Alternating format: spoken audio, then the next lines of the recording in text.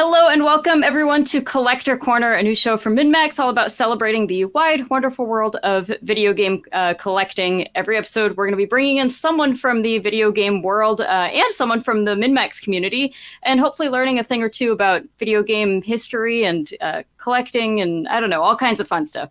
Don't forget to subscribe to the MinnMax YouTube channel, where new episodes of this will be dropping every other Friday and where you can find all sorts of other fun stuff.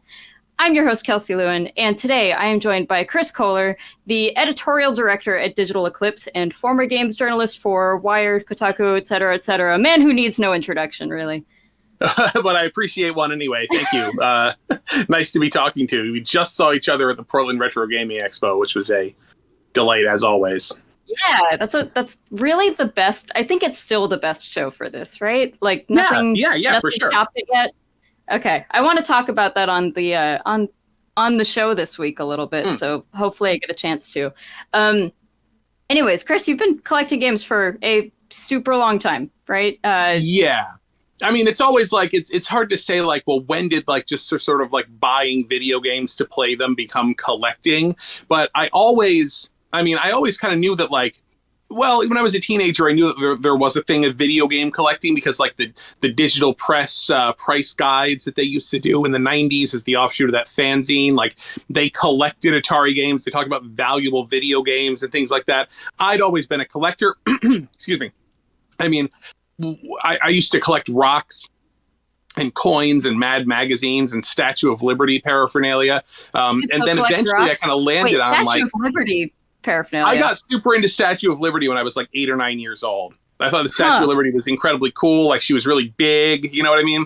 And so, like, I collected Statue of Liberties that you could buy at the gift shop and things like that. Whenever we were at flea markets, if we saw Statue of Liberty stuff, I would buy it. But eventually it sort of became like, why don't I just combine this video game thing I'm doing with this collecting urge that I have? And then, like, that'll be the collecting. And so, yeah, I mean, I think it's as soon as... Because again, when you're a kid or a teenager, you know, I could have sold games back to Funko Land, and I did. But I think it's when you get to the point where you're like, well, I'm done with this game, but you know what? I'm going to hold on to this. I'm not going to sell this back to Electronics Boutique for store credit. That's I think when it sort of crossed over and became collecting. And you won't be surprised to hear that. So I mean, went to thrift stores in the San Francisco area all through the 2000s. 2010, I met Steve Lynn, which, you know, at that time, he was, like, extremely hardcore into collecting. So, like, I kind of got the let me get extremely hardcore into collecting bug, you know, at that time as well. Started meeting a lot more people in the hobby, and then kind of really started growing the collection. Now it's kind of like, slowing down a little bit more because prices have kind of shot up as much as they have. And in many cases, I'm for a lot of systems and stuff like that, it's like, well, what I have is kind of what I have, you know? I mean, it's like, it's unlikely that I'm going to be acquiring, you know, something new for that console. But there's still ways to collect and there's still ways to get lots of stuff. And we can talk about that. I mean, there's a lot of areas of collecting where prices aren't shooting up as much. And I have just as much of an interest in those areas, and so we can kind of look at that as well. I feel like I could do a 5-hour episode with you about collecting, and we would probably still have things to talk about. So we're going to do our best to kind of shove this into like 30 or 35 minutes here for the first part of the show. But let's start with what I think is probably like when you think of Chris Kohler, you think of part of this collection, which is your like early Square history. Okay, sure. Yeah, let's jump over there. So yes. Did you think I was going to have a different answer, first of all? Because that looked slightly surprised. I don't know. I mean, I didn't know what you were going to say. I don't know. Okay. There's so many things that are Chris Kohler. I mean, there's the early, you might have said the early like Nintendo stuff and stuff like that as well, right? So, but yes, the early Square stuff makes sense because cheap plug time. I've got a book in the works coming out from Press Run, which is Limited Run Games' new book imprint that they just revealed. And it's going to be called something like A Collector's Guide to Squaresoft 1983 to 1996 or Volume 1 or whatever you want to call it. But I did basically the complete collection of Square stuff from when they started making games up until, I mean, really, I've got a lot of stuff until like basically when Square merged with Square Enix. But I kind of really filled out the computers in NES and Super Famicom era. So we'll go over to the computer games. Yes, let me awkwardly press the button on my phone that will turn the camera around. And by the way, so we're down here on the first floor. I'm not going to hide this. There's lots of bins on the floor. They're blocking a lot of the shelves. And a lot of these bins that you're looking at, you can actually see here. I'll just show you. Look, it's Atari Jaguar games, because at Digital Eclipse, we have been doing the Atari 50, the anniversary celebration. And I got out a whole bunch of all my Atari games from storage, and we scanned a whole lot of them, and they're in the game. Hello, by the way. There's the mirror. Oh, there's big mirror. So we'll go right over. So this is the sort of like on this wall, there's like the IKEA, there's the big cubey IKEA shelf thing. There's drawers under there. A lot of those have loose NES games, stuff like that. I mean, I think we do have to pause on the big box Earthbound, since that is, yes. in the thousands of dollars now. Can I ask you what you paid for it? I assume you got it a long time ago. And and there's actually a second one behind it. That's the emergency backup Earthbound. But this is the mother cube. So we have our NES and Lucas amiibo. I just, what's up here? That's the one thing that's not mother related that's up here. I'll get to that in a second. But the Mother 3 Game Boy Micro. Obviously, I love this series. So, and it's not it's expensive to collect it all, but it actually fits in a very compact cube when you're done. The vinyls, the official vinyl soundtracks that they did. But I wrote the liner notes to this to the Mother 1 soundtrack. This is something crazy. This is our first experiment with can I open something on camera. This was a promotional item given out for the PlayStation 2 game Parappa the Rapper 2. And my wife says, and I guess she's right, that when we were dating, I gave this to her because I was so excited to have a girlfriend. But here's the can I do this? Da-da-da-da. I had the same problem. Oh my gosh, that's incredible. It's incredible. I wouldn't wear it because I'm sure that whatever coating is on there will come off and ruin your skin. But and it's not yours. It belongs to your wife. It's not mine. It is my wife's. That's true. Moving along. Wait, hold on. No, go on. You didn't answer the question. How much did you pay for Earthbound because I assume you got that a long time ago. How much did you pay for Earthbound when you got it? Do you remember? I don't think I paid much of anything for Earthbound because I know that I traded in some games at Electronics Boutique, and Earthbound was on clearance for $55. So I may have gotten my complete Earthbound in store credit. That's incredible. As we move to the Square Cube, this is the Laser Active Cube. I'm almost done with US Laser Active games. I'm not going to tell you which one I'm missing because you know what I mean? Like it's never going to pop up for sale. Yeah, and once it does, you don't need the competition. Right, exactly. So once I get the last game, I'll tell you what the last game was. This cube here, yes, this has the original, the very early Square stuff. And people don't really know a whole lot about this. I didn't really know a whole lot about this. Doing the collection was kind of how I learned really about these early games for Japanese personal computers that Square did. This was something, I think this came out in 1980, like 2003 or something like that. This is a telephone card with telephone calling minutes on it. That is still a very popular collecting category in Japan. People collecting telephone cards, calling cards. And then this is that's supposed to be this is supposed to be a replica of the bomb ring from Final Fantasy IV. Is what that is there. Oh, and this is bundled. Sorry?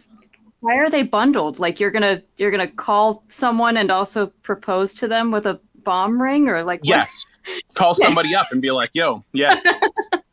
That is a very strange it's a bundle. Very good question. I don't have an answer to.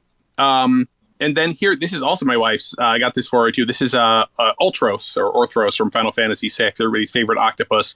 I was in. They did these. These are chrome. These are heavy heavy metal figurines that they did in the 90s, I think. And I was in Japan in Nakano Broadway, and I sent a picture of this to my wife, and I'm like, look at this, and she's like, come back home with that, or don't come home at all. So I had to, so that had to come home. But I'm going to move this down so we can get to the Square stuff, because here is Square's. This is the first Square game ever. It was called The Death Trap. Wow, that looks nothing like any of the stuff that people know Square for. Exactly. It was a hard-boiled spy thriller graphic adventure game, in the vein of like early Sierra stuff, like Wizard and the Princess. So like you type in your commands, and then there's the static graphic screens showing what's going on. It was distributed by ASCII originally, but it was published by Square.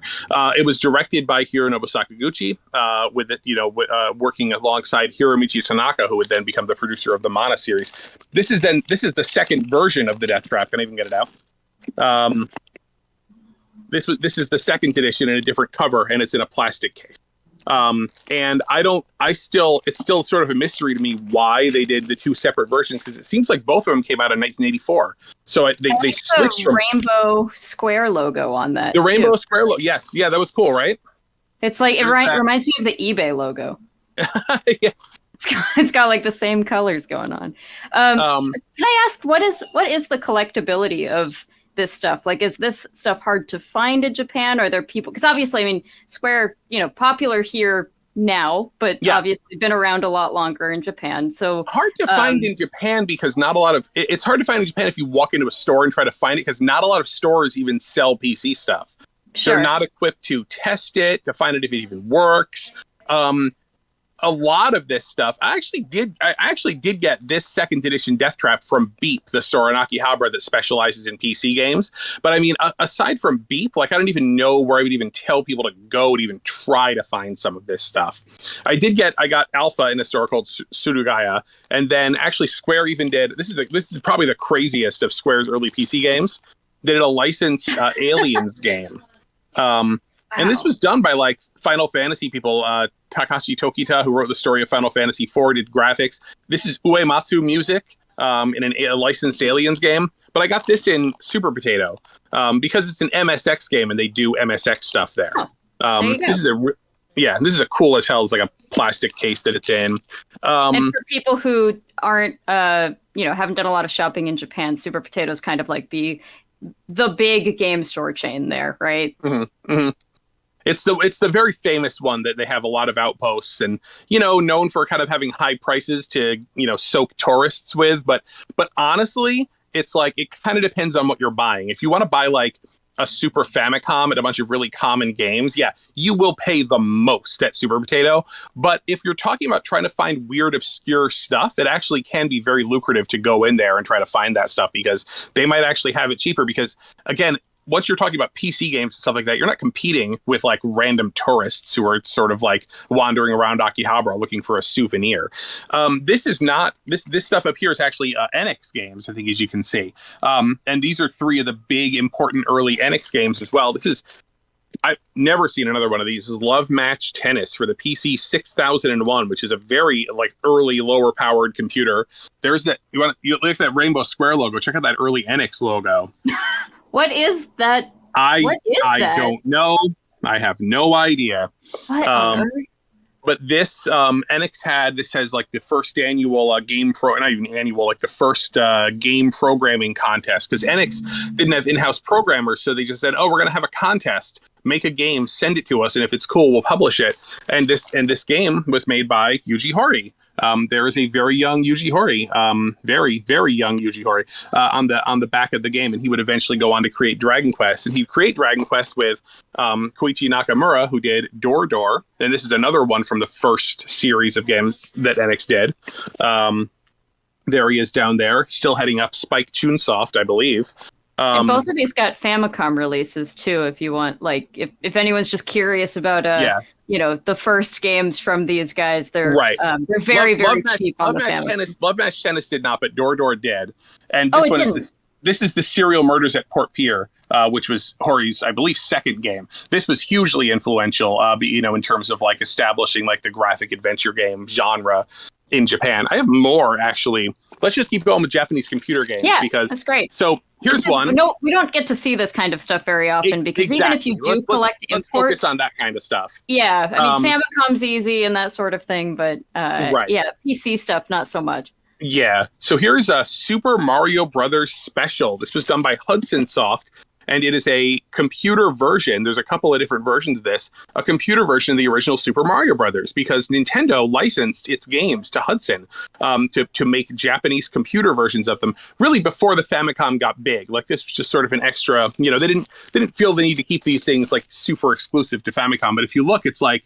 It's very low colored and it looks like Super Mario Brothers, but man, when you play this game, the scrolling is so choppy and it just like jumps from screen to screen. It doesn't actually scroll; it just flicks from screen to screen. And there's like Mario in a cowboy hat. Really not sure what he's doing there. Mario's got a gun for some reason. That's yes, that's Mario a choice with a gun. But yeah, so this was something I chased down for a while, and I had multiple opportunities to buy it, and then finally was like, I just gotta find one online and grab it because it's such a cool piece of Nintendo history. This official Mario, and they did. I mean, you know, and it's not unusual. You know, for Nintendo back in the day to license out its games to other platforms, like for the Atari 2600, there's Mario Brothers versions of that, and you know, here's Mario Brothers Special for the PC 6001. Then there's a totally exclusive. Oh, go on. Sorry, do you know what year these came out? Because the art doesn't look like that. It doesn't look like 1985 art to me. Mario Special was 85. Wow. Okay. This was 84 for regular Mario Brothers Special. And then I believe after that we'll grab the third and final one here of the trilogy is Punchball Mario. Oh, you have one. Okay. Yeah, and so this is a original game. This was probably 84.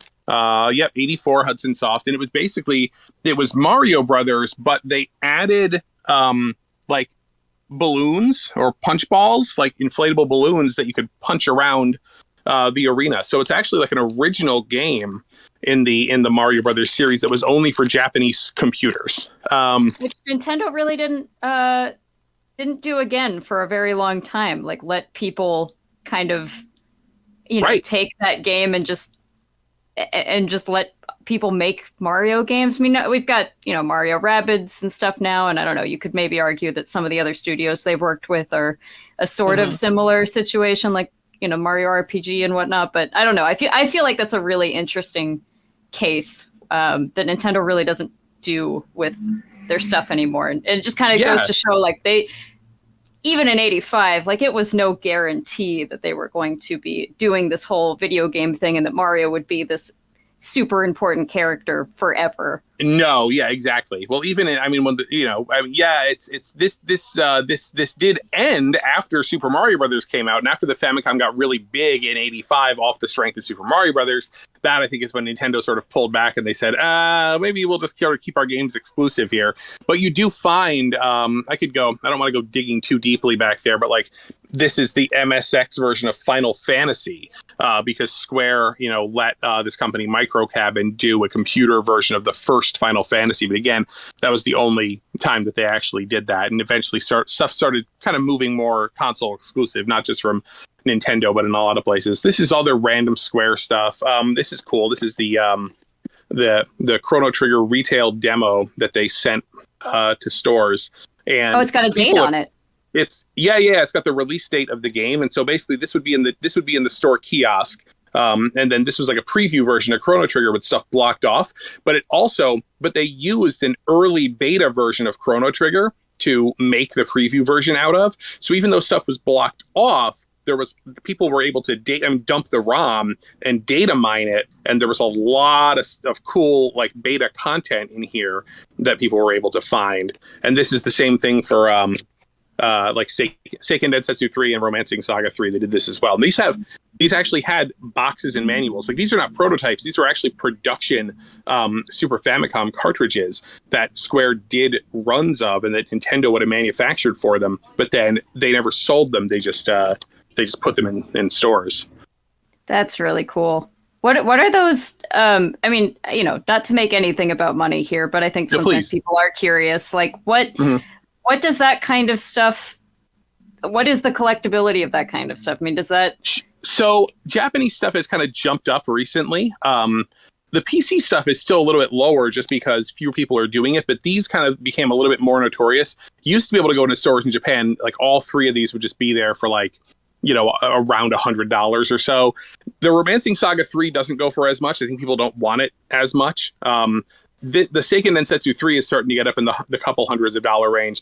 And sadly, the Chrono Trigger one, the reason I don't have the box and instructions is because a complete copy of that is now like $1,000. Yeah, because all the Chrono Trigger fans want it. Yeah.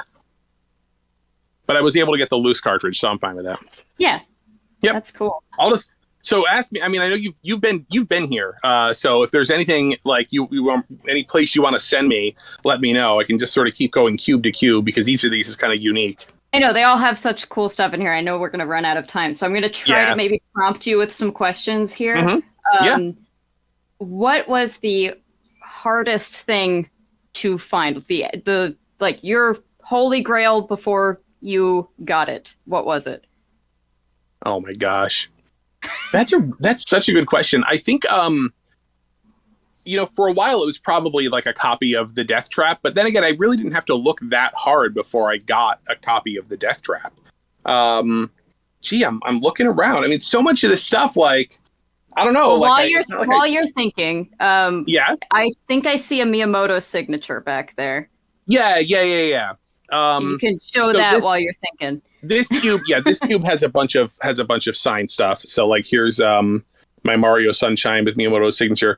It was that first year when I was living in Japan, or the second year I was living in Japan, and I had a couple of opportunities to talk to Miyamoto and bring stuff in. And it was just like what I had at the time, and then in later interviews, like there's a black box copy of Super Mario Brothers back there, which I got in 2004. A legend. It was like I had an interview with him at E3 2004 once I was back in the United States and had access to my collection. So I brought like a Mario and a Zelda and stuff like that. Is that a business card in there too? Sorry? Is that a business card in there too? This is a Howard. Yeah, it's one of the Howard Phillips Nintendo Fun Club business cards. Nice. Thank you, Howard. Okay. He owes me more of those because I backed that Kickstarter at the give me more business cards level. This is this is neat. This is a promotional playing card deck for the Elco Power Gorilla battery made right near me here in Santa Clara, California. But it's Nintendo. And I'm pretty sure that Elco was a Japanese brand, and they had these like made in Japan and like sent to the US division. Basically, Nintendo makes playing cards, so they just happen to like get custom playing cards through Nintendo. I mean, it was something that Nintendo offered. Like you could get custom business playing cards through Nintendo if you wanted to, and they did. So like their little tchotchke was the Nintendo thing. Sorry, I'm renaming my store to Power Gorilla. Power Gorilla. Yes, very good, very good. Okay, well if you can't come up with the hardest thing to get. Oh yeah, wow.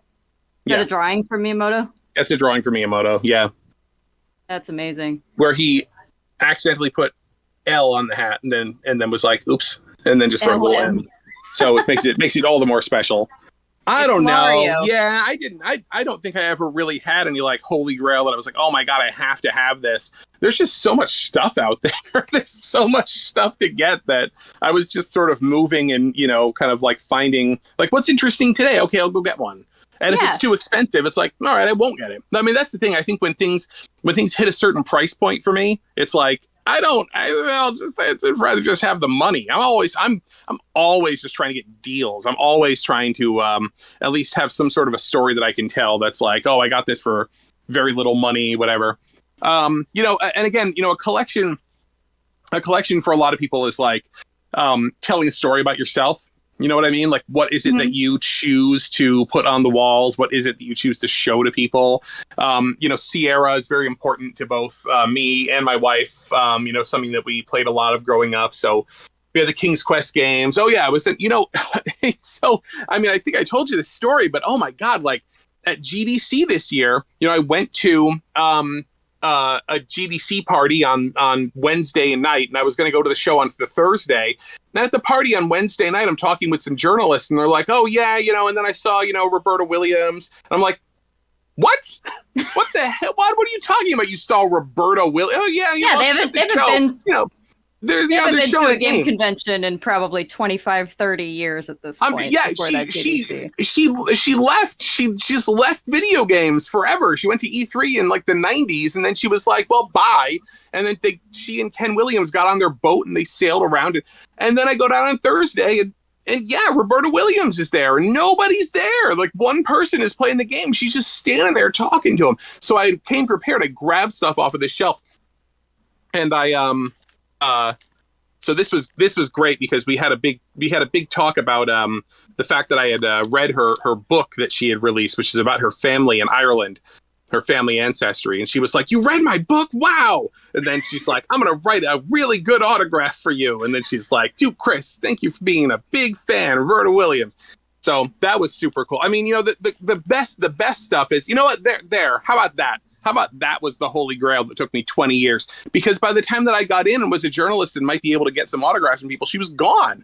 And so I just sort of resigned myself. Well, I'm never going to meet Roberta Williams and I'm never going to get her autograph and whatever. Something I did early on was the black box NES set. They look so nice all together like that. It looks great, right? And you sort of match them up by color and they look fantastic. And I'm tempted to put them in rainbow order for you. Sorry? I'm tempted to put them in rainbow order for you. You know what? I thought about that. A lot of the reason that they're kind of up in the order that they are is because of the height of the shelves and the stack up and the size. Yeah. So it's like, well, I had to have stack up on the top shelf because it's taller. And then, well, that's blue. So we got to go blue. And then blue is going to fade nicely into the green. And then that's just that's sort of how it all worked out. Yeah. You still got a nice little gradient going on there. It's good. Yeah. I don't get too organized-y with a lot of the stuff on the shelves just because I'm just not that sort of a person. But so and again, here's the LucasArts shelf as well, where I tried to get. Now I can't reach these, but I'm holding my selfie stick out and like the early Lucasfilm games, the sort of the big four: Ball Blazer, Rescue on Fractalus, the Eidolon, Coronis Rift, Labyrinth. The first two Maniac Mansion boxes, Zach McCracken. Really, it's the adventure games, right? So there's a whole lot of flight sims and stuff like that I either don't have or don't really care to have. But these adventure games were so important, and like, okay, well, let me get the full collection of that. Actually, I do a lot of like this sort of mini set collecting, right? Like, because it's like, oh, okay, well, there's like these 14 games in this collection. Great. What do I have? What's the list of these games? How do I get them? What should these cost? So how do I know that I'm going to get a good price? How can I catch a deal on this? Right. So that sort of thing. So I ended up doing like working design. Long ago, I did working designs. A lot of these are worth so much money now, but they really weren't when I got them when I got them at first. I don't know that they were like a super beloved company until game collecting sort of became a thing. Not that the games aren't great or anything. Just I don't know that people were like, oh man, I got to get every working designs game until I don't know, someone at some point noticed that they're all very sparkly and they're all pretty good. They love their foil for sure. Castlevania also.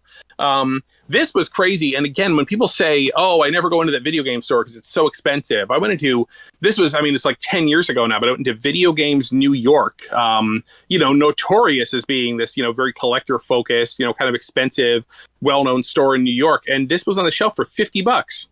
So that's how I got my Kid Dracula. I know. $50. Now, at the time, it was probably worth like $300 to $400. Now it's like, if I were to lose this, I wouldn't even have the stomach to buy another one because they're so expensive. I think we had this one in the store kind of recently, and if I recall correctly, we charged $2,000 for it. And it's gone. It's sold at that price, like easily. Because they don't come up. When it comes up, you have to grab it.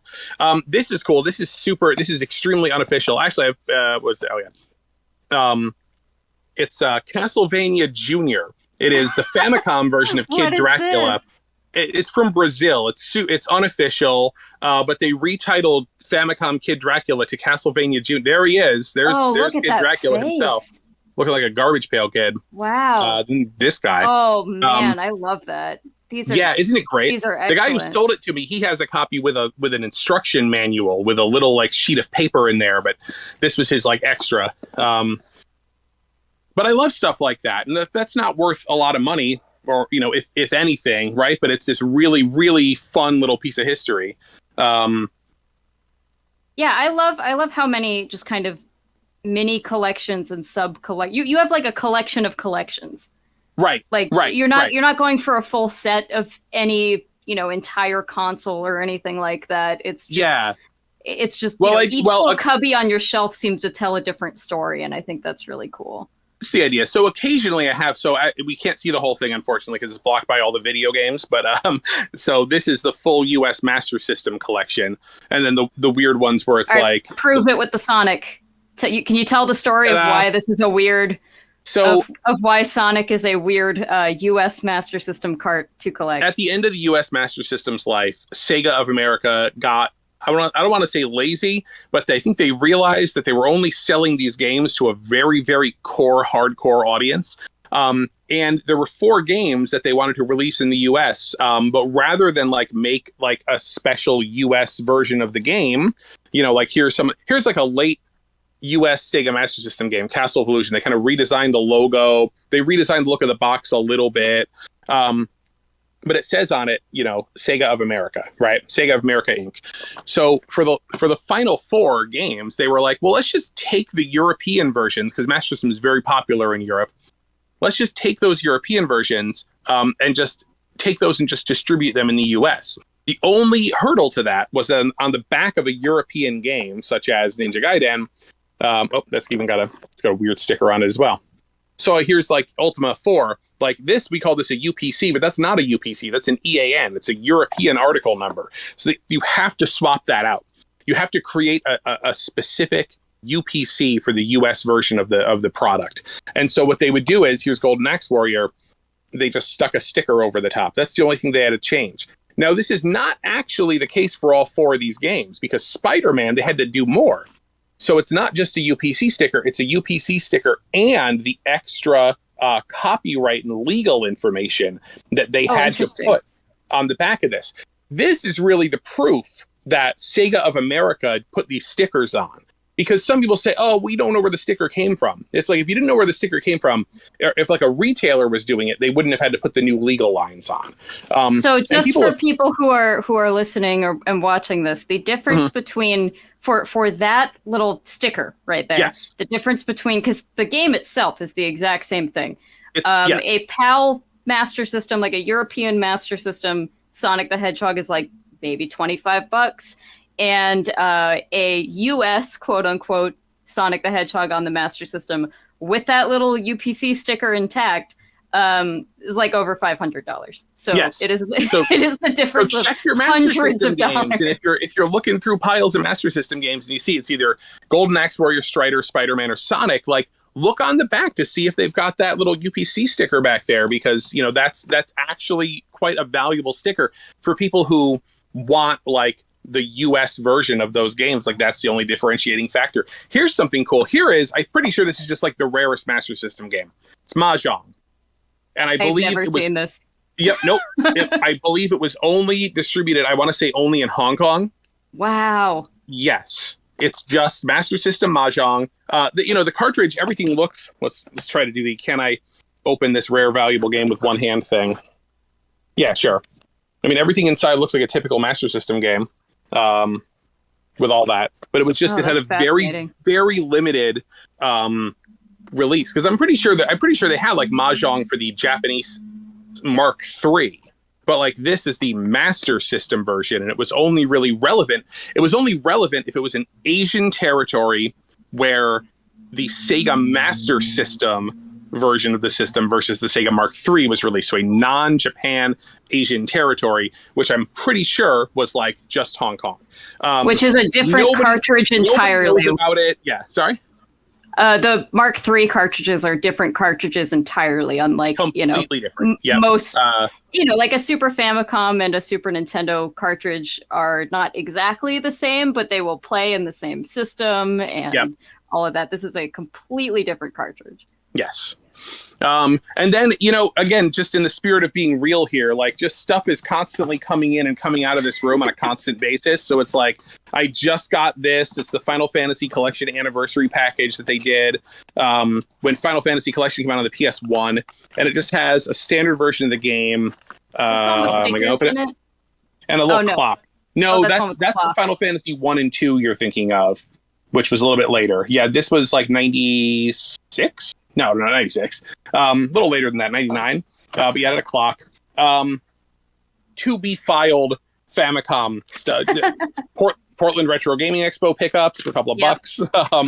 Random Famicom stuff, and then just all these Famicom Disk System games. Is there anything interesting in here? So this was just like Esper Dream, Eggerland. This is the first Lolo game. Oh yeah, there you go. So it's like these and a whole bunch of ones that I actually ended up selling because they were doubles, and I sold them at Portland Retro Gaming Expo. That was a big lot from Yahoo Auctions, where it didn't go cheaply. Like it was like 40,000 yen, but the yen right now is so weak compared to the dollar that it was like $250. I think I know the seller you got this from too. Oh, really? Yeah, because I've been doing a lot of buying myself too. And just for people who aren't super familiar with Japanese collecting, Yahoo Auctions is the eBay of Japan. I know Yahoo's not very relevant here anymore, but it's still relevant in Japan. Here's a sad story. This is Sword Quest Waterworld, one of the hardest to find Atari first-party games. It is sealed. I got it on eBay for $12. Wow. But the United States Postal Service destroyed the box that it was in. And now it is like, it used to be mint, and now it has this huge... And in fact, look at the back. I don't know if you can see it. Look at that. None of that was there before the USPS got to it. They just absolutely creamed it. Oh, that's awful. Here's Sky Skipper, the Atari. This is the only home version of Sky Skipper, the Nintendo arcade game. This artwork was not by Miyamoto, but it was based on the original by Miyamoto. Like this was Miyamoto participated in this game. That's cool. And like that's the US version of it. This is weird. Les Schtroumpfs, the Smurfs, and people would say, oh, this is a PAL game, right? It's PAL. It's for PAL. No, it's not PAL, and it's not NTSC. It's SECAM, SECAM, which was the French, the like France only, like their TV format. So this is super weird to me because it's like it's a video game in a display format that's neither NTSC nor PAL. Does it show up? Have you tried plugging it in? I haven't. I don't want to try. I have no idea what's going to happen. Yeah, me neither. Could set it on fire. It would probably be really weird. And this is cool. This I got at a flea market in the San Francisco Bay Area, up in Oakland, and it's a Mirrorsoft Tetris. I believe this was the first retail release of Tetris when they first licensed it from the Russians. The story you can read about in books like David Sheff's Game Over and stuff like that. But this is for the Atari ST. It's the Mirrorsoft version. I'm pretty sure this was the first one. Oh, that's crazy. Okay, we do have to. I know we could do this literally. Yeah, for sure. Yeah, so we probably do have to start wrapping up. But there is one more very, very important part of your collection. I know it's a special guest that you want to say hello to. A special guest in your collection. That is very important. Hello. Oh, Pac-Man. How you doing? I love that she's got a smoker's voice. That's exactly what I would do for Miss Pac-Man. These were both on display at the Portland Retro Gaming Expo last weekend, and they changed facial expressions every day. Sometimes they were looking at each other lovingly, and sometimes they looked like they'd had a fight, and they. I just figured, Miss Pac-Man has got to make an appearance at the end of this episode too. Hey, you're looking good, Pac-Man. Never seen you since Portland. You owe child support to Baby Pac and Pac Jr. Pac Mom does it better. Talk to the hand. Right. No, no one thinks just this kidding, is funny but us. Okay, well, we should probably transition to our second guest, which is a MinnMax community person. But Chris, thank you so much for this very brief look at your enormous and incredible collection. And Yes. if I do this show like until the day I die, I'm gonna just have you on again and again until we get through the entire collection. We bring you back for season 2, and Okay. it'll be just completely different stuff. We didn't go in the closet. Totally Oh missing my God, out. I know. We didn't even look at any of your WonderSwan stuff. My 3 WonderSwan games. Yeah. We'll look at yours. All right. Thank you, Chris. Thanks. See you later. Bye. And now we are joined by Sam Saturn, a MinnMax supporter and patron. Thank you so much for joining us, Sam. This is all I've seen of your collection is like the picture of what is behind you that you sent us. So this is going to be an adventure, but you said you had, I don't know, like thousands of games or something like that. Just short of 3,000. Yep. I've been collecting for about 10 years, so That's awesome. been a serious endeavor. Yeah. And Okay. also finding the space has been a serious endeavor because that's my current struggle. But happy to share as much as we can fit in. As someone in Seattle, I completely understand the struggle. There is never Mm-hmm. enough room. Okay, well, let's start by looking at some of your handheld stuff, but I do want to ask you, what got you into collecting? Oh my gosh. There's probably a million ways I could answer this question, but I actually started collecting probably back in high school and college because I was getting into record collecting. So maybe I swivel to the corner and just show, like, I've been collecting records for quite a while. I actually started in a record store. Yeah, for way longer. And so I actually built this whole shelving system in my basement thinking I was going to have thousands of records. And then I kind of pivoted into game collecting to a more serious degree versus just kind of a hobbyist, game collector. And so now I just have thousands of games, and I don't know where to really begin with showing you. So maybe if there's kind of a direction you guys want to start with, I mean, I'm a handheld gamer through and through. Like that is my all-time favorite thing. So maybe we just look at some DS, 3DS, and Vita. Let's try to get a little closer on some of these boxes here, because I actually can read. Like, I've worked in a store long enough that like I don't actually need to be able to read to know what the game is. Like I can just kind of see the shape of Avalon code on that background and be like, yes, that's Avalon code. But I don't think most people can do that. So I'm seeing a ton of JRPGs and a ton that's of me. Yeah. So that's something you're particularly into. And again, my perspective is a little weird from my camera here, so forgive me if you're not seeing where I'm pointing. But Dragon Quest we are. Okay, perfect. Because Dragon Quest is really like where my heart and soul is. Although I have all these Pokemon games down here and the Soul Silver up there, I kind of moved off of I guess Pokemon and monster collecting for the better, I guess, because I really feel like I don't know, there's a breadth of just fun to have with the Dragon Quest series. And it was something I really never got into as a kid. So I feel like a lot of my game collecting is playing catch up to a degree as far as like what I'm, never got the chance to play, never had the systems. I never grew up with a PS2, for instance. So that has been a really fun, more actually recent thing is I've been, after ignoring the PS2 for so many years, I'm really getting into it now. And I have a test system. So I actually play games from all regions as well. Very cool. But yeah, 3DS and DS, I think, was when I was going through grad school, kind of like my main system of choice. So I really love the games. Yeah. What is your primary, like, where are you getting this stuff when you're adding to the collection, especially when someone has a really big collection? I'm always curious, like, are you going to garage sales? Are you like buying big eBay lots and like flipping the stuff that you don't need? I mean, how do you amass this? Because I assume you didn't literally buy every single one of these one at a time. Or did you? Maybe you did. No, I definitely, I do a lot of bulk. Well, I actually don't do as much bulk buying anymore. That was probably me 5 years ago. To be honest, it's just knowing people. Just when you kind of engulf yourself into the community, you start to meet people who are like-minded, who are trying to offload maybe, like for instance, here's a great example. I had a bunch of N64 games. I grew up with the N64. It was one of my first consoles.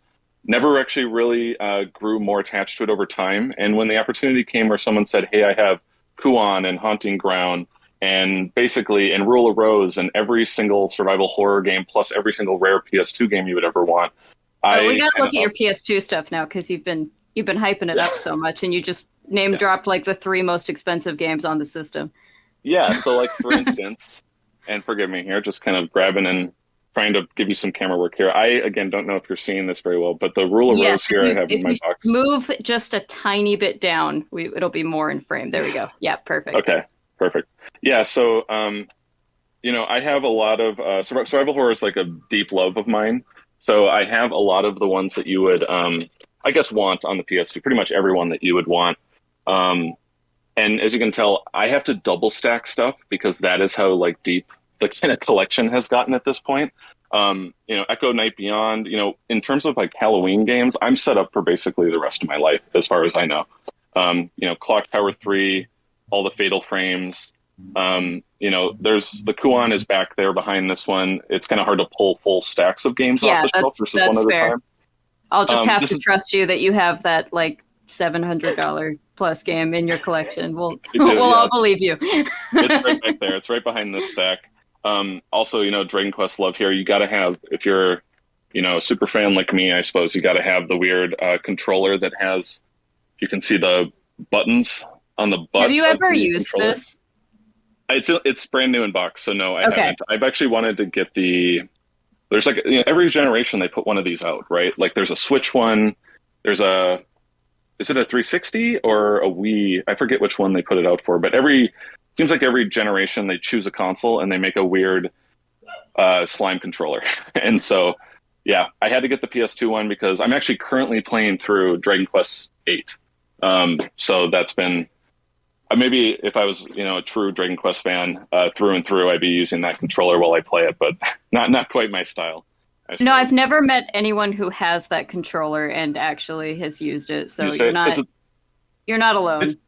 Ergonomically, it's a nightmare. So yeah, there's really no reason to have it. And also I should just pan over to probably my favorite fig in my collection, which I got in Akihabara. This is Mr. Satan in Majin Buu. And he's got a Game Boy, yeah. And wow. And Mr. Satan's reacting to Majin Buu playing the Game Boy. So that's my favorite fig, absolutely. When you go to Akihabara, if anybody here watching ever does that, there are so many secondhand figure stores through like all over the place. Every block, like there's 2 or 3 of them. So it's a great spot to pick up figures. As a game store owner, I cannot imagine what a nightmare that is for like figuring out prices. So for games, it's very easy. They all have, titles and UPCs and that sort of thing. But figures, you're just like, I don't know. It's Goku and he's raising his arms up. Like, I wonder how you even find that the values on those things. Tell me a little bit about it seems like your collection just kind of spans everything, like all kinds of systems. So what are your goals here? Like what are you trying to get? Well, let's maybe show the complete Wii U collection. So that was a goal I had for a bit of time here. Oh, look at that. You brought it all out. I brought it all out because it was upstairs. I can't fit everything into this room down here. So if you all were curious what 168 Wii U games looks like on a table, this is what it looks like. Yeah, that's the whole library. That's the whole library. And I'm sorry if you can't get it all in one frame, but that is everything right there. All right, what is the most expensive game on the Wii U? Because I think, or maybe even like top 3, because I think the answers are going to surprise some people. Yeah, the first one, and I got to kind of locate it here, is Devil's Third. And this one, it's actually first-party Nintendo game. And it's just like a brutal M-rated action title that is, mostly bad, but it's still kind of a fun one-time playthrough. And this one has skyrocketed in price over the years. I don't exactly know why, but I think it's just a low print run. Really, that's probably the reason.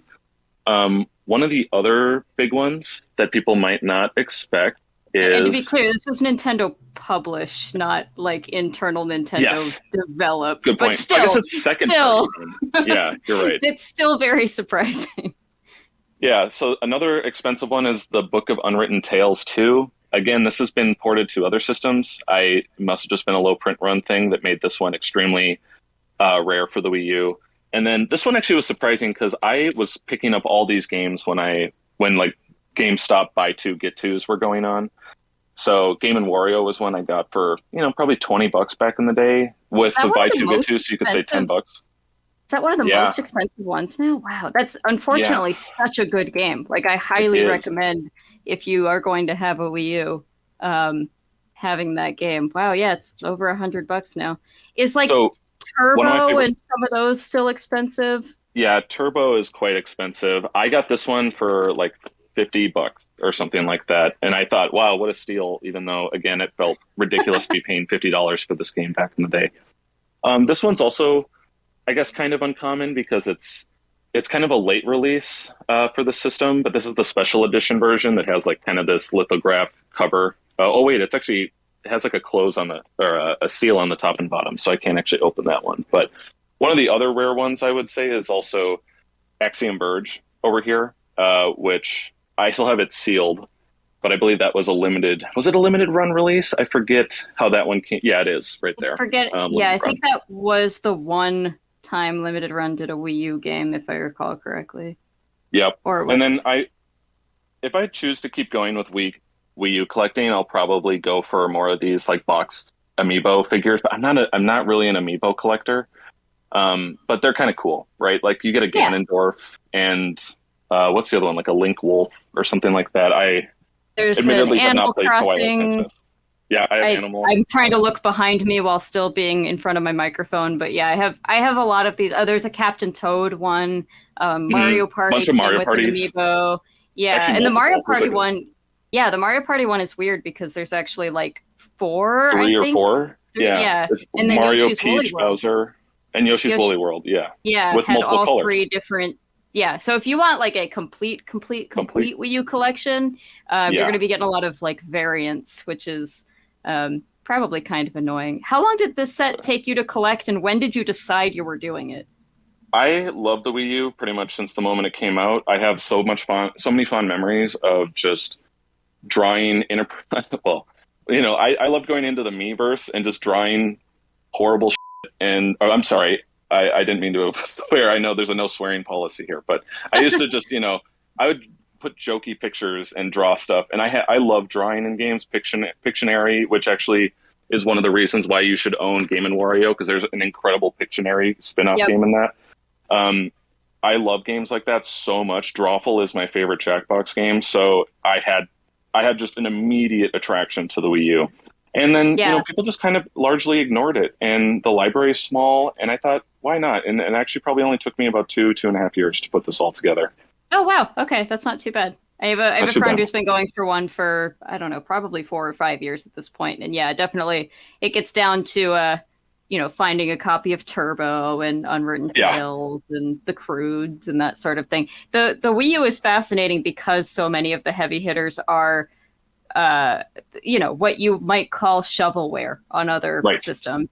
But it's crazy. And I think, I don't think that many people go for like a full DS set just because it's such a large set. Right. But that is there's a very similar kind of thing with the Nintendo DS if you're going for a full set, but I don't feel like the prices have reflected rarity on all of the like more shovelware-y stuff yet. I mean, there's some games that I have straight up never seen in my entire life, and they're things like, learn math 5th and 6th grade kind of thing, but just such incredibly low print runs.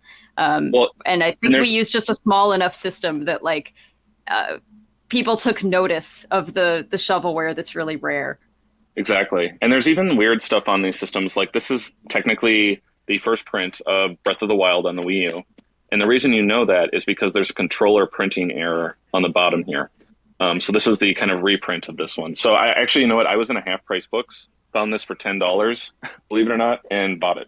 Because I already had the normal one, the kind of reprint, but I thought, why not have the first print if it's a screw up, right? I'm sorry, there are Half Price Books that actually half price their video games? I am very fortunate. Again, when I talk about knowing people, people tend to text me when stuff comes in, or I just have made good connections over the years. And so that's how, when you ask, how has Sam built this collection? It is through good connections. So I'm gonna keep moving if that's okay, Kelsey. Yeah, absolutely. Lots to talk about with the Wii U, but yeah, I think one of my other favorites. We are not going to get to everything, which is unfortunate for both of these collections today, but Wow, this is awesome. So this is right here.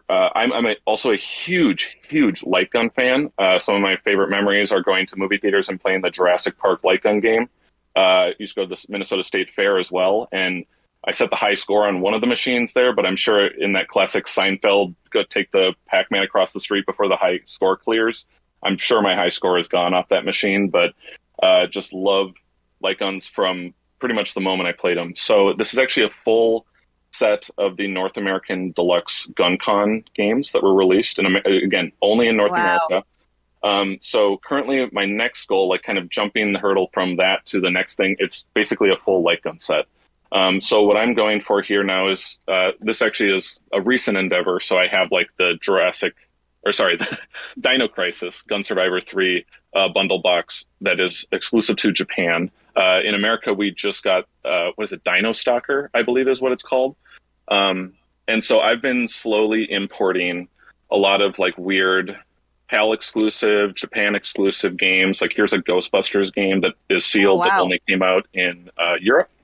Did all of these have bundles, or were a lot of these, like all the Time Crisis ones they sold it both with a bundle and without a bundle, but with these guys, I mean, did these have bundle versions, or are they all just standalone?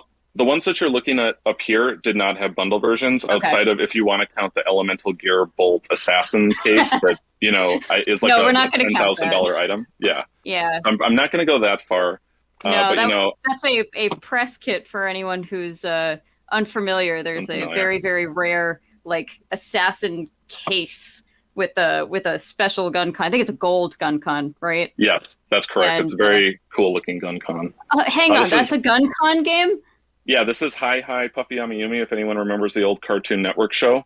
In this game, you shoot cans of soda as they throw them on the stage while they're performing. It's a really bad light gun game, but it's a light gun game, right? So you gotta. And to be clear, that's a real Japanese pop duo that we got as a cartoon here, but they're real people in Japan. They're real people. They are real people. Yeah. And also, if you want to count cool music, PlayStation games, you gotta look at Revolution X, which was a Aerosmith release. Again, you can see, I think, on the top there, the Aerosmith logo. Music is the weapon. Remember that always. And I guess, some of the other kind of odds and ends up here. I saw on your stream, Kelsey, that you also have the Pocket Stone R, which is just... And the Wonder Swan one. I mean, not to brag or anything, but I've got 2 Wonder Swan ones and the Game Boy one. Wow. I mean, I love that. I love that weird thing, though. It is it's strange. Like strange accessories are kind of my jam. Absolutely, me too. And that's why, also I kind of recently got into the AES, which is a really stupid thing to start doing at this point in time. I don't buy a lot of these games, honestly, but I've gotten some of my favorites, again, mostly through trades. I haven't really paid a couple of these I paid outright for it, like the Midwest Gaming Classic. I think Cross Swords I got there for like $200 because I actually I got it from Sean Kelly, if you're familiar with the Vectrex guy, Sean Kelly. Yes, yeah. And National Video Game Museum, Sean Kelly. That's right. That's the same guy. So I think it's probably time also to show the Vita collection. I really like these thin shelves for the Vita. That's kind of beautiful. Yeah, I there are more inserts, but I lost the pegs that hold them in. So unfortunately, I have these really high stacks. I wish I didn't. But the thing is, I'm actually probably moving homes in like a year. So I kind of figured, I don't know, it's not really worth the, buying new CD shelving. I build most of my shelving in my home. So, and then, I think, what do I have? About 200 Vita games altogether. Are you going for a full set? No way. Absolutely not. I'm actually kind of done collecting for the Vita outside of if something kind of catches my eye. And I'll maybe zoom in a little more so people can kind of see some of the, there are some really weird Vita releases. So for instance, there's this little Big Planet game, but in Europe there was, it'll be easier to just kind of keep it in there. But there was a Marvel Superheroes Edition one that came out. I'm not the biggest Marvel guy, but I mean, if you want to have all the weird releases, that's one that I think most people should look for because it's still pretty cheap. And also the Ratchet and Clank collection. That's right. There are some things that came out as just like a little code in a box here in the US that did get a physical release in some combination of Japan and or Europe. Yeah, or even like I know Hong Kong. Minecraft is like that, which is a real weird one. One thing that makes Vita collecting really difficult is what you're pointing at right now, which is all these East Asia soft releases.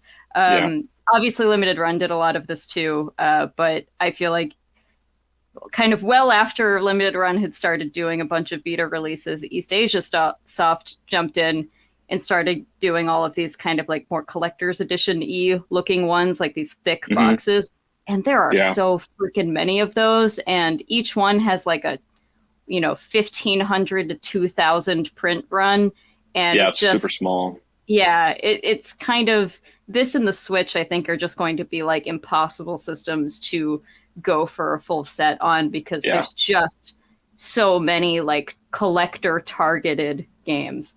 I kind of side with like the Ian Fergusons of the world, who would say that complete set collecting, at least for more of our modern systems, is pretty much a dead game. There's really no possibility of doing it anymore with all these, like you said, 1,000 print run or even 500 or less print runs. So some of my favorite games, though, I'll just point out, back in 1995, right here is kind of like a fixed camera Resident Evil Silent Hill PS1 type of clone. Reverie is really cool. This one is a like Earthbound like game, but it's set in New Zealand. So there's lots of like little kiwi birds and stuff like that, and it's very cute. And then Severed is probably one of my absolute favorite Vita games. It's made by the Guacamelee team, and it's a kind of hand swiping, like you're going dungeon crawling and you're killing monsters by swiping your finger across the screen and tapping it really fast to attack, and it's just very kind of exciting. Nothing uses the touchscreen on the Vita. That's cool. And actually, I'm a big remote play guy. So I actually do a lot of my PS4 gaming through remote play, whether it's the system I have I actually have like 8 Vitas. So this is one of them that has the Hori controller on the back here, which is great for, and I'm sorry if that's kind of out of view, but this has the kind of sticks in the back, so you get the triggers and the bumpers all in one. And just need a good internet connection. And I've actually played a lot of like the Yakuza games and Judgment using remote play on my system. People probably also want to see some rare stuff, I suppose. So let's just jump down to the Saturn games. That's cheating. You can just show a wall of Saturn and be like, here you go. Here you go. There's a Panzer Dragoon. Everyone's prized, I guess, like Saturn game. Although there are more expensive ones now. Or is it? Is Saga the most expensive Saturn game these days? That's a good question. It's still around like 1,100 or so last I checked. Obviously the Daytona USA Netlink edition thing has always trumped that, right. But that's so, that's such a weird, obscure one that I think Panzer Dragoon Saga is still, at least in the US, the most expensive one. Yeah. Yep. And then my copy of Snatcher here as well. I would love to get the Justifier gun to play it through that way.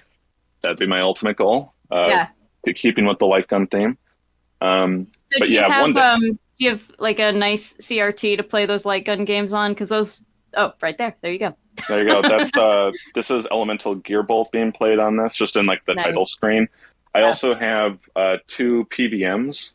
One of them is upstairs because what we do is we have our big flat screen where like my partner will watch TV and then I'll sit and play Dragon Quest on the little PVM. That's basically this little kind of like this Trinitron right here, which has a AES hooked up to it. And then I'm also, on top of being a big light gun guy, I'm also a huge rhythm game fan. So lately my big kind of fascination has been Beatmania. So I actually have the full set outside of, I guess, the PS1 games. I'll get those at some point in time here, but all of them right there. So I've just really, this has been one of my favorite kind of evening activities. Do you have the Game Boy games? Since you're a handheld collector, do you have the Game Boy Beatmanias? I'm working on it. I just actually today received a Poppin' Music on Game Boy, but my goal is actually to get the weird attachment. I need to get the full box thing that comes with the little buttons that you can play it like it's a dance, like a DDR game, I guess, on your Game Boy. So yeah, one day I'll get that, but I do have the kind of base games as is currently. All right, I love the game you were about to show real quick. I do want you to explain because I love this game too, and it's Kuma hilarious. Uta? Yes. Yeah, so Kuma Uta is, think of Hatsune Miku if you're watching this right now, how it's a Vocaloid program where essentially you pick the lyrics, and then in this case, you get this really awesome bear with these cool costumes, like this peacock costume here, and he sings the songs that you give him the lyrics to sing. And it's really a just funny, weird game, and that's kind of all there is to it. It's just it's an oddity that I think anyone who just wants a good laugh at a bear dressed up in a double-breasted suit with a gold bow tie, it's a great way to just pick yourself so up. many people. I think everyone dreams of seeing a dancing bear in a double-breasted suit. Absolutely, yeah, and he's rocking it too with the boss. I'm actually really impressed he can hold the mic. I assume he kind of glues it to his hand or something like that, but it's also gold. If you can't tell, I think it's a gold mic. The other thing too, so again, I mentioned PS2 is kind of a new thing for me, but I didn't grow up with a lot of PlayStation consoles, but I've become more of a PlayStation gamer. And this right here, if you can see the top of it, says test on it. So for those who don't know, there are developer consoles that were put out. They're called test debugging units, and that they're a test debugging unit because they have that printed on the top of them. This one also says test 8 right down here. And I talked to the person who sold this to me, told me that it was used actually to develop the Tomb Raider games at cool. Square Enix. So that's where that one came from. That's awesome.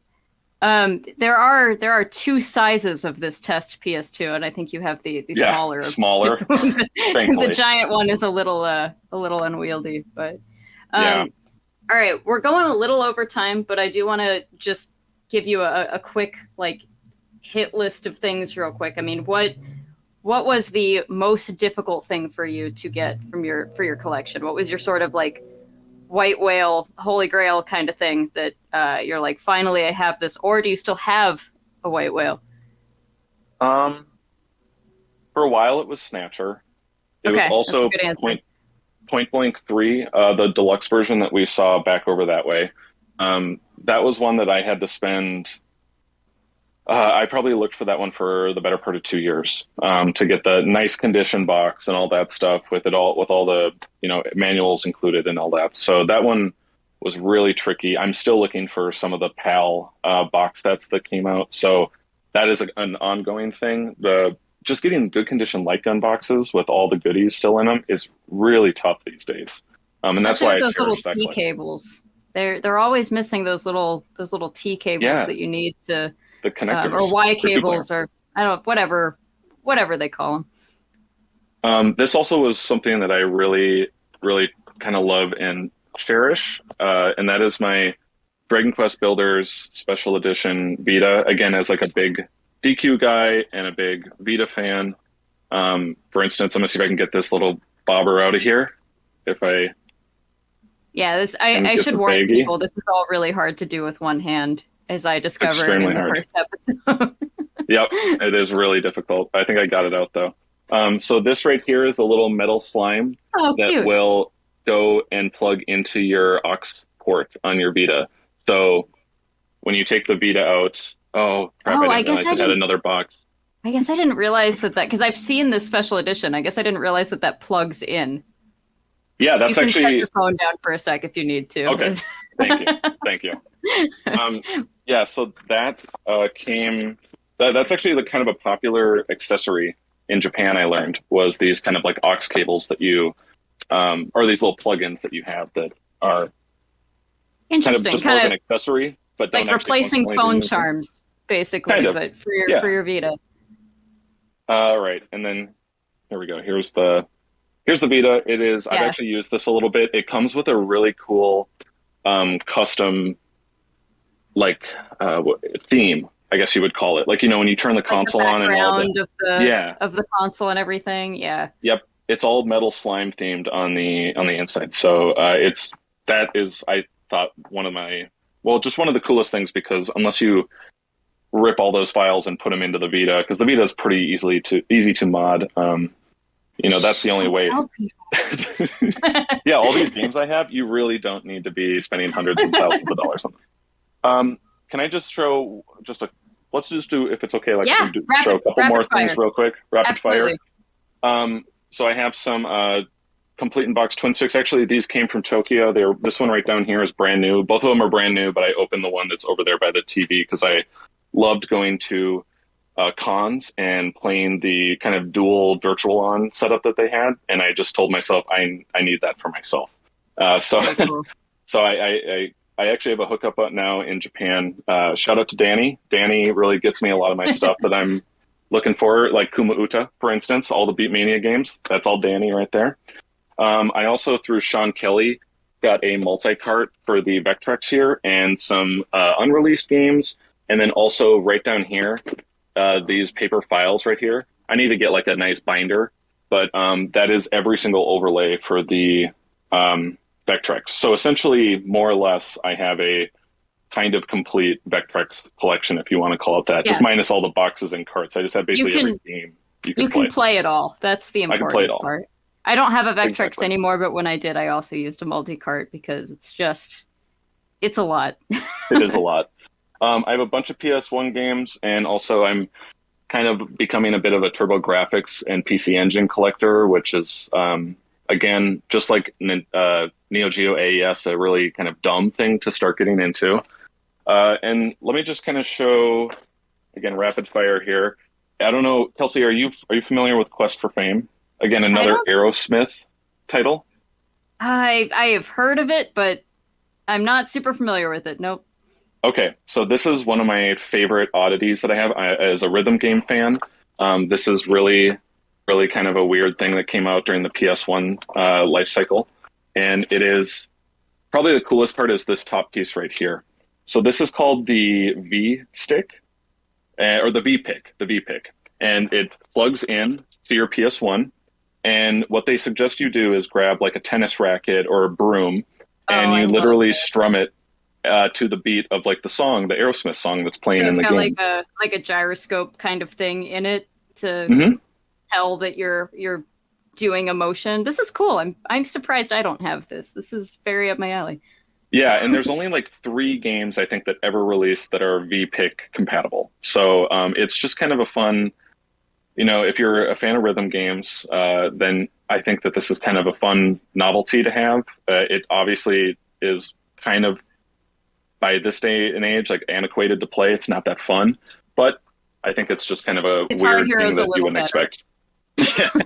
Yeah, we have the full upstairs. We have like the drum kit adapter, so we can play with our electronic drum kit when we play Rock Band, and then we have all the the keyboard, everything basically that you'd want to play. You say you don't have room. I've never had room for that. So yeah, I'm making room, I guess. We try and find little kind of spaces and nooks and crannies in the house where we can shove more game stuff, but that's the problem now. It's overflowing. It's coming out of the closets.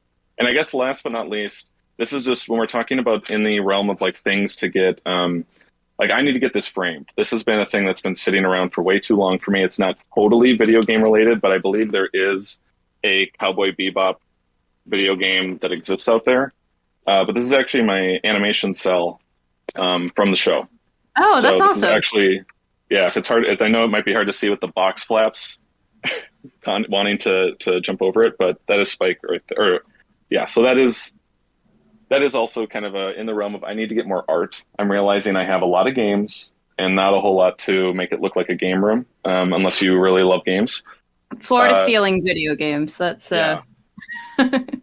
That's pretty much it. So yeah, and then another Trinitron and lots of stuff. So essentially that is kind of a good speed run, I'd say, through everything in the game room here for the time being. It'll keep growing, I'm sure.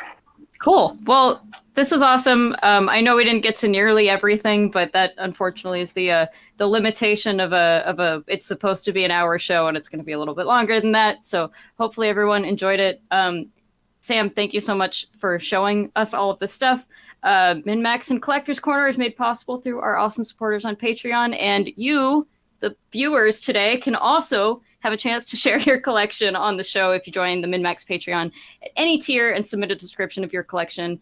That's patreon.com/MinnMax with 2 N's. Sam, thank you so much for being on the show. And thank you, everyone who watched us and joined us on this awesome journey today. If you thought, hey, this video wasn't bad, well, there's a whole lot more like it on MinnMax's YouTube channel. Please help us out by subscribing to our channel and checking out the MinnMax Show podcast, also available on your favorite podcast app, the best, most thorough discussion about games on the internet with the deepest dive, our monthly community trivia show with prizes called Trivia Tower, and a whole lot more. Thanks so much for your support, everybody. All you gotta do is click that subscribe button. We'd really appreciate it.